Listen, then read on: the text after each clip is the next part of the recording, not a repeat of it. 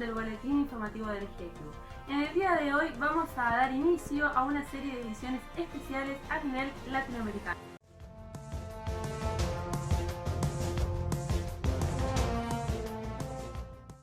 En este primer programa contamos con la participación especial de las doctoras Virginia Santana Juárez y Giovanna Santana Castañeda, geógrafas de la Universidad Autónoma del Estado de México, quienes van a estar presentando un análisis de la distribución y evolución espacial del COVID-19 en México.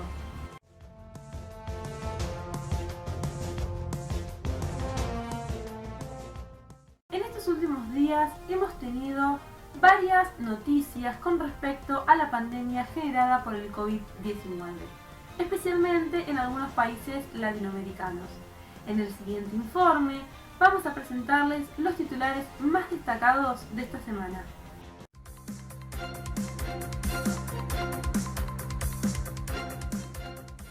El acceso a la vacuna, uno de los ejes de los pedidos de los mandatarios americanos ante la ONU.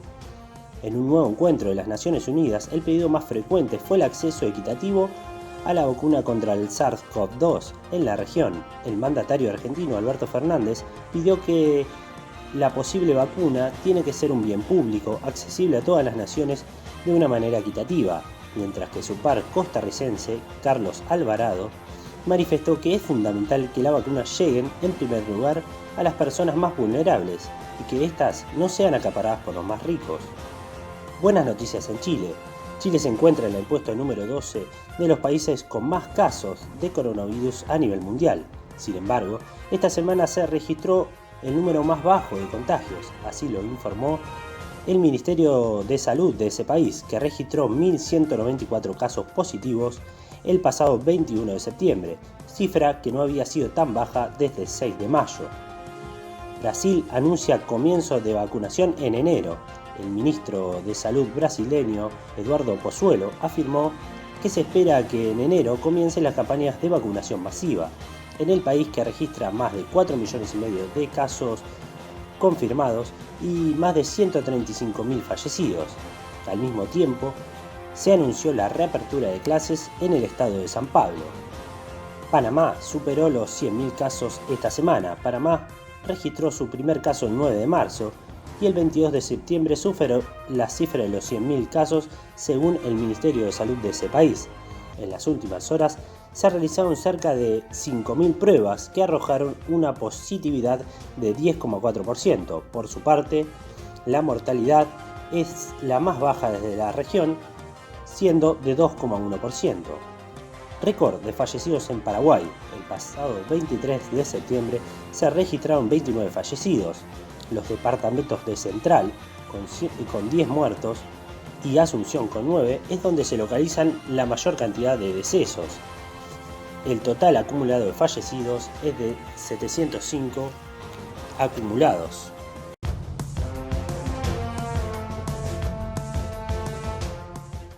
Estamos transitando los 6 meses de pandemia. En el siguiente mapa dinámico elaborado por la Universidad de Johns Hopkins, les presentamos cómo ha sido la evolución espacial del COVID-19 a nivel mundial. Como es sabido, los primeros casos positivos de COVID-19 se registraron en China. Paralelamente, podemos observar en el mapa cómo Estados Unidos y otros países presentan casos positivos. Es así que a mediados de marzo, algunos países europeos como Italia, España, Francia, Reino Unido y Alemania ya registraban una gran cantidad de casos, al igual que Estados Unidos e Irán. A mediados del mes de abril, ya casi todos los países del mundo registraban casos positivos. Las situaciones más graves se encuentran en el hemisferio norte. En junio, el epicentro de la pandemia se sitúa en Estados Unidos. Los casos positivos aumentan en América del Sur y en Asia, siendo Brasil y la India los más complicados. A mediados del mes de julio, la situación en África es notable, ya que todos los países del continente registran casos positivos, siendo Sudáfrica el más afectado. Y América se consolida como el continente con mayor cantidad de casos positivos y de fallecidos. En agosto, podemos observar cómo se acentúa la tendencia de casos en América del Sur y en el sudeste asiático. Y en el mes de septiembre, vemos como Rusia, Estados Unidos, India y Brasil son los países más afectados.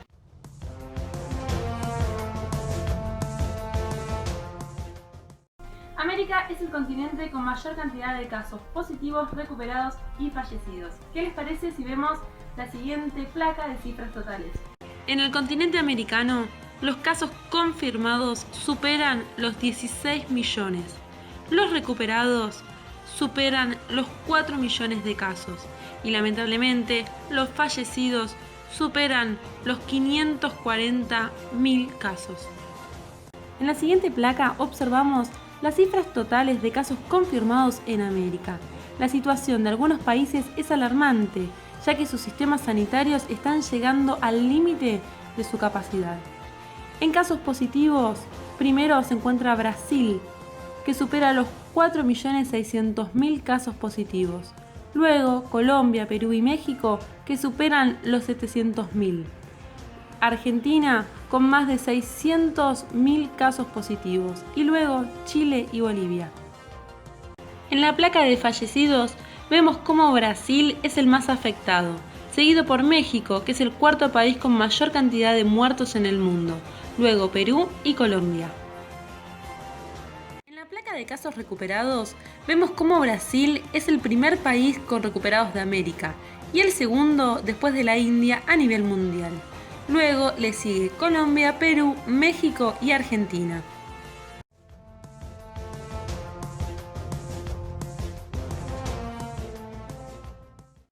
En esta edición especial centrada en México, contamos con la participación especial de la doctora Virginia Santana Juárez, docente e investigadora de la Universidad Autónoma del Estado de México, quien nos va a presentar un análisis de la distribución y evolución espacial del COVID-19 en este país.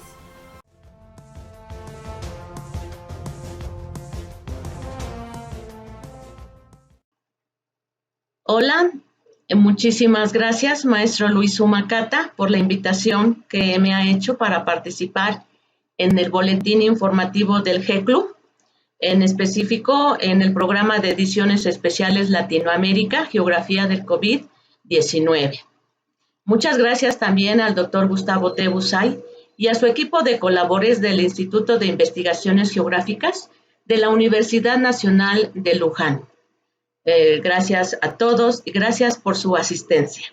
El tema que les voy a exponer se denomina Distribución y Evolución Espacial de la COVID-19 en México.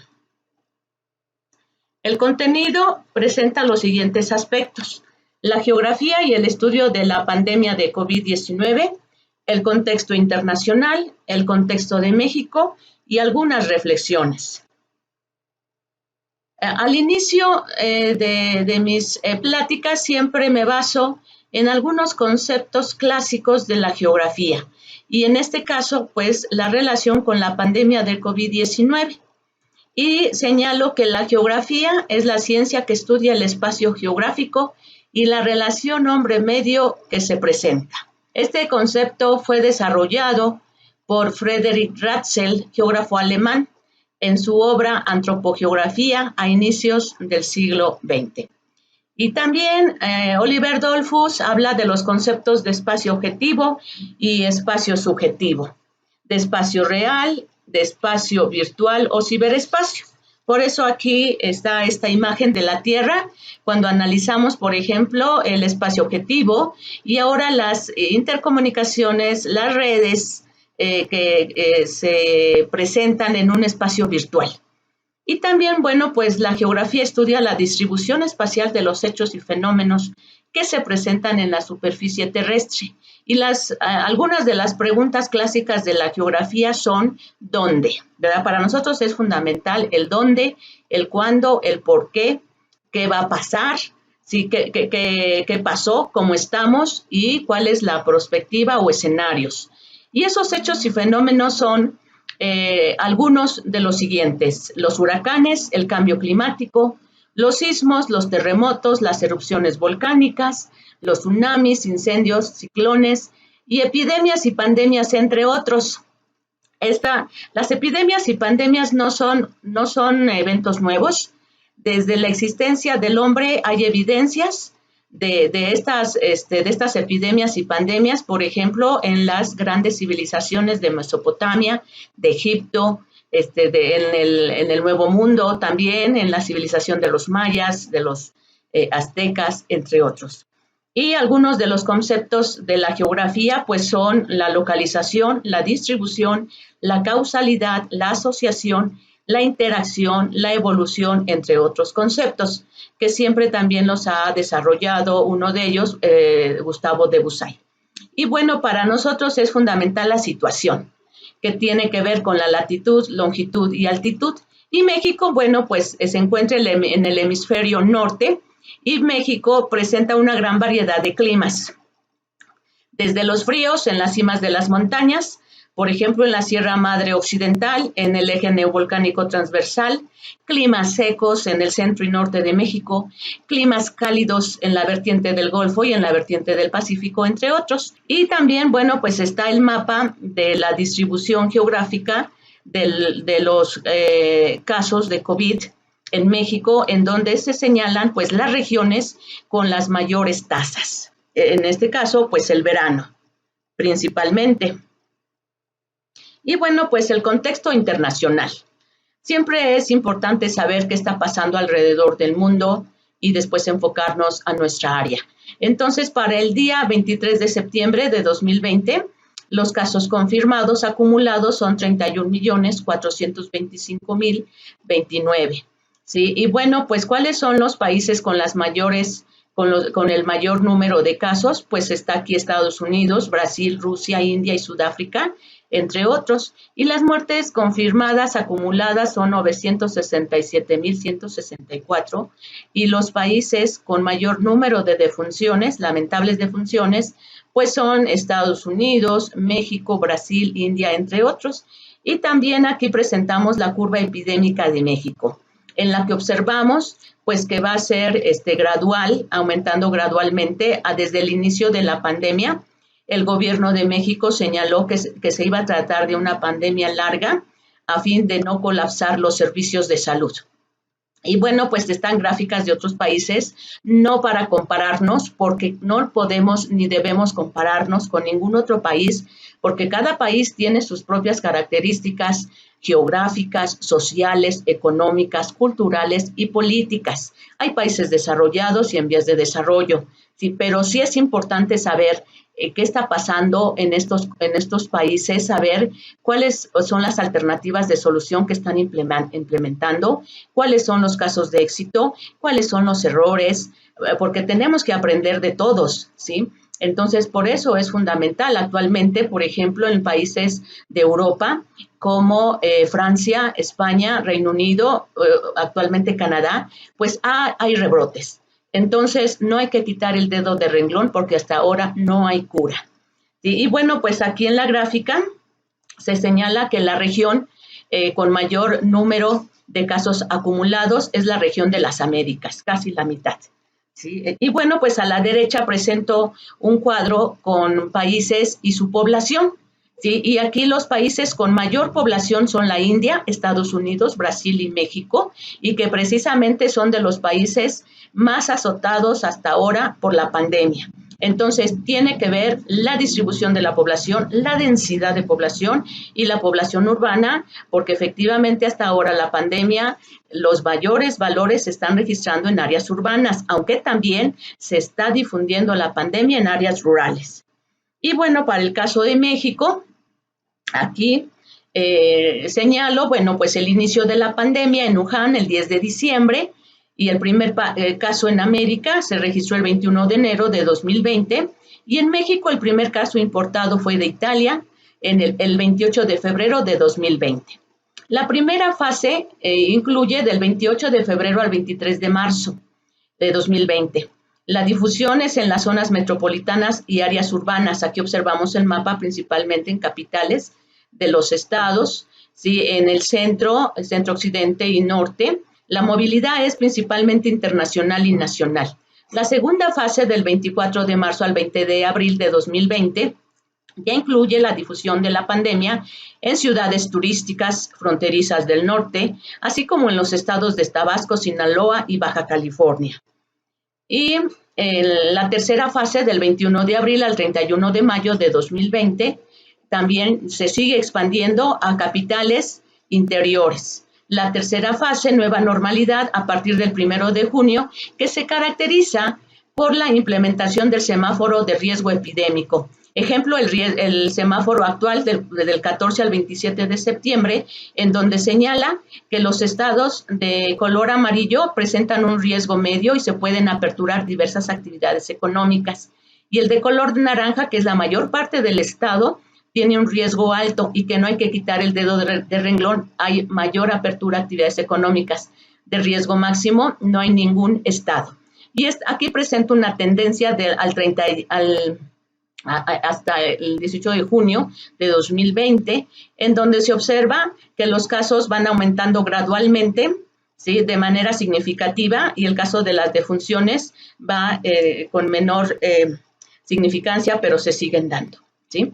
Y aquí, bueno, presentamos unas gráficas al 30 de junio de casos y defunciones. Los casos son de color amarillo y observamos de color azul, y esa tendencia ya se ve más acelerada, ¿verdad? Al 30 de junio, al 31 de julio, el número de casos aumenta aceleradamente, el número de defunciones aumenta no tan significativamente, ¿sí? Y al 18 de septiembre, pues aquí observamos ya que viene el descenso en los casos, ¿sí? Y también el descenso de las defunciones. Se está, a partir de los casos y defunciones en las últimas 24 horas, está disminuyendo, y eso es favorable. Y aquí, bueno, pues presentamos unos mapas al 31 de agosto, al 16 de septiembre, de tasas de mortalidad, ¿sí?, en donde se observa que las mayores tasas de mortalidad se presentan en la región noroeste de México, que incluye los estados de Sonora, Sinaloa,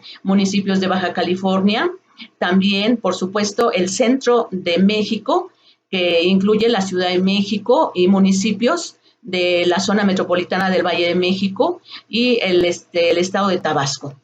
¿Sí? Y también, bueno, pues al día de hoy presentamos este mapa por estado, en donde se señala que las regiones con el mayor número de casos son la región del noreste, que incluye el estado de Tamaulipas, de Nuevo León, de San Luis Potosí, de Coahuila, y la región noreste, Sonora, Baja California, algunos estados del centro occidente como Guanajuato y Jalisco, el estado de Veracruz, el estado de Tabasco. Y están los datos a su derecha de los casos y defunciones, en donde los mayores datos se concentran en la Ciudad de México, ¿sí?, también en el estado de Guanajuato, el estado de Nuevo León, el estado de Tabasco y el estado de Veracruz, entre otros. Y bueno, pues aquí presentamos una gráfica del número de casos y defunciones, en donde se observa que el ACMEG, o los puntos más altos, se registraron en el mes de julio. Ya a partir de agosto empieza el descenso, repito, del número de casos y defunciones al día. Entonces, en México, al 23 de septiembre se registraron 710,049 casos confirmados y 74,949 defunciones. Por supuesto, ya vimos que no se concentran de manera regular. Algunos de los condicionantes, porque son muchos, es la distribución de la población, la densidad de población y la población urbana. La distribución de la densidad de la población en este mapa observamos que se concentran las mayores densidades en la Ciudad de México, el Estado de México, y en el centro del país, además del estado de Nuevo León, Veracruz y Chiapas. Y aquí presentamos un mapa de las zonas metropolitanas que conforman la zona megalopolitana de México, conformada por varias zonas metropolitanas, entre ellas, pues, la zona metropolitana del Valle de México, la zona metropolitana de Toluca, de Cuernavaca, de Puebla, de Pachuca, entre otras.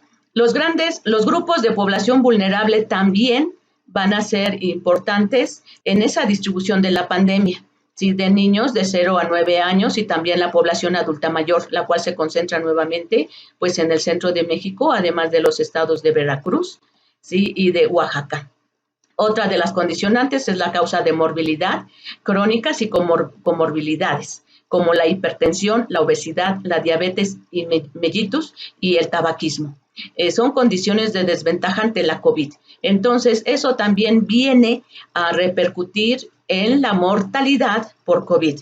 ¿Por qué? Porque no es lo mismo que la enfermedad le dé a una persona joven o persona adulta mayor y que estas personas tengan diabetes o hipertensión o enfermedades obstructiva pulmonar crónica o enfermedades crónicas del hígado, etcétera. No es lo mismo, no es la misma respuesta. Entonces, también se han incrementado el número de defunciones por las comorbilidades, que son el resultado de estilos de vida no saludables. Y bueno, pues ante esto, al inicio conformamos el grupo Geosalud de profesores de la Facultad de Geografía y de estudiantes del posgrado, y que se está realizando al día la cartografía participativa y se está generando cartografía al día del comportamiento de la pandemia. Pues algunas reflexiones sobre la pandemia de COVID-19 son las siguientes. Desde nuestros campos de conocimiento, desde nuestras experiencias, proponer y aportar elementos para la toma de decisiones, para las políticas generales y específicas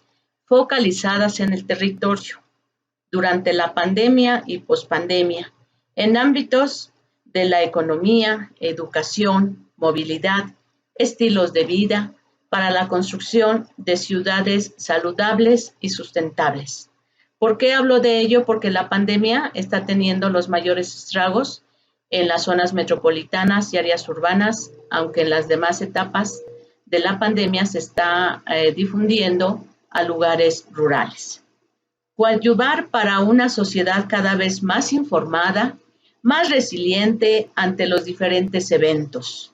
Hacer conciencia a toda la sociedad que la pandemia es un evento serio, crítico, y que estamos en una fase peligrosa que no hay que subestimar, debido a que el presidente de la OMS señaló que se espera que se incremente el número de defunciones por la llegada del invierno. Entonces yo creo que las recomendaciones de las autoridades en materia de salud las tenemos que tener en cuenta. Y bueno, pues dicha situación pues puede agudizar las condiciones de salud de nuestra población. Todos, el sector académico, el sector gubernamental, el sector privado, debemos incidir en la salud. Seamos proactivos y propositivos ante la pandemia porque nos está tocando vivirla. Es un evento extraordinario, ¿sí? Y porque la salud es responsabilidad de todos, del gobierno, de la familia, del individuo. Entonces, tomar conciencia de ello.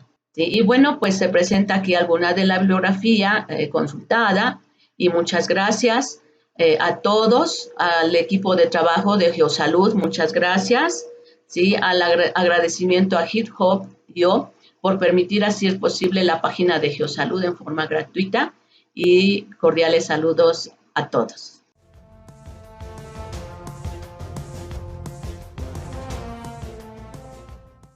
Agradecemos a la doctora Virginia Santana Juárez por el excelente informe que nos acaba de presentar. Y ahora continuamos analizando la situación de este país, pero nos vamos a centrar en el municipio de Toluca. Allí se encuentra la doctora Giovanna Santana Castañeda, docente e investigadora de la Universidad Autónoma del Estado de México, quien nos va a presentar un análisis de la distribución y evolución espacial del COVID-19 en este municipio.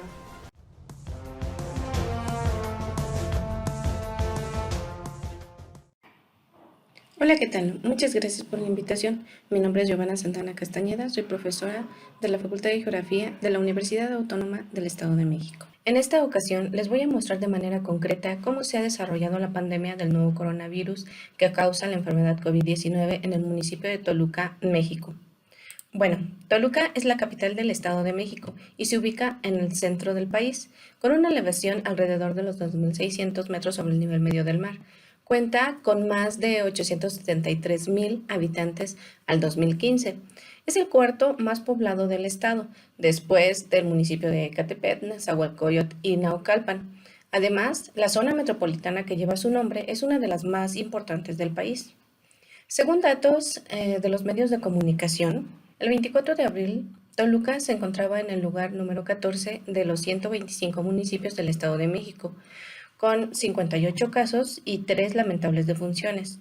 Una semana después, para el 1 de mayo, ocupa el lugar número 10, con 110 casos y 6 decesos.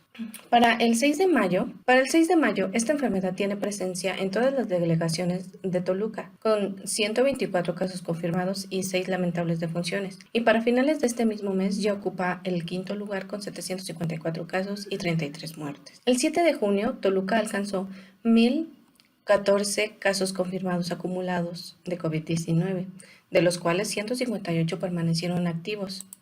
Es decir, que se han mostrado síntomas en los últimos 14 días y por lo tanto presentan focos de contagios.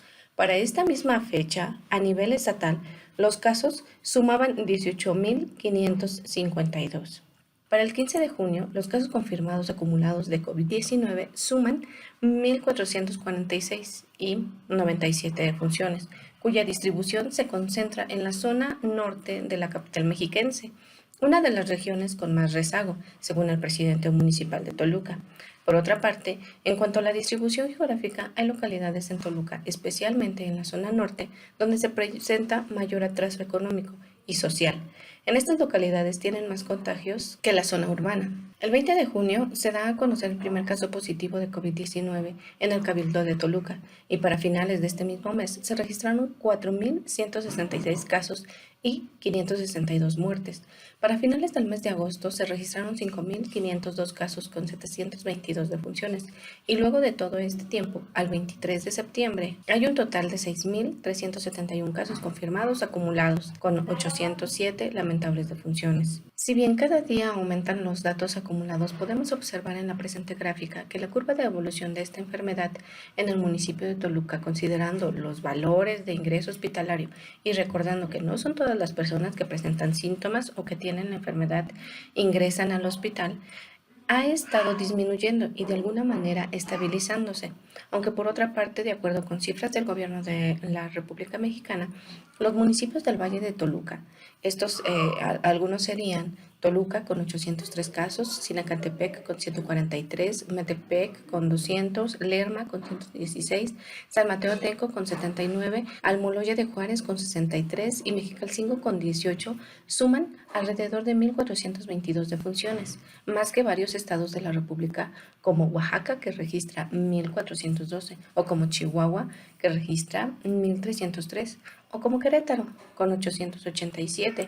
Ahora, el contexto actual del municipio es el siguiente. De los que residen en el municipio de Toluca, pero fueron atendidos en alguna otra unidad médica diferente al Estado de México, se encuentra la Ciudad de México, Michoacán, Querétaro, Guerrero, Nuevo León, Tlaxcala, Guanajuato, Hidalgo, Puebla, San Luis Potosí, entre otros, lo que nos deja entrever la movilidad que aún tiene la población del municipio de Toluca con relación a las defunciones. Solamente 26 fueron atendidas en la Ciudad de México. Una persona fue atendida en Puebla y 862 son los que se atendieron en el Estado de México. El número de casos está simétricamente dividido entre hombres y mujeres. Sin embargo, para el número de muertes, el 63% se concentra en los hombres. A los 31 años se registran los mayores números de casos con 281, mientras que para los datos de defunciones el máximo es de 32 muertes a los 63 años. El 79% de las personas enfermas se les pidió que realicen cuarentena en su casa. Estos porcentajes se invierten cuando se trata de las defunciones, puesto que un 91% de las personas fallecidas fueron hospitalizadas por considerarse casos graves. En México, el sistema de salud se encuentra descentralizado, segmentado y fragmentado, por lo que podemos encontrar diferentes instituciones, tanto públicas como privadas, que ofrecen diferentes servicios médicos.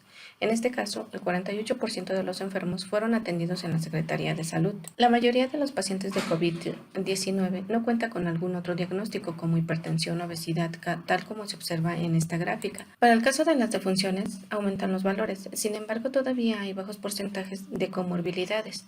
Para finalizar, me gustaría agradecer nuevamente la invitación. Les dejo mis datos de contacto y muchas felicidades por los éxitos en estas actividades. Buena tarde.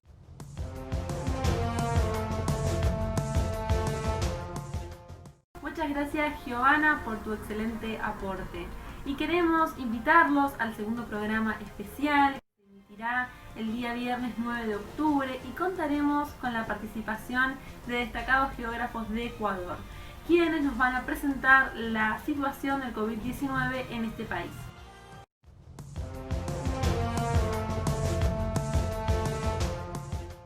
Para ver las ediciones anteriores del informativo y seguir informados, los invitamos a seguirnos en nuestras redes Facebook e Instagram y a suscribirse a nuestro canal de YouTube.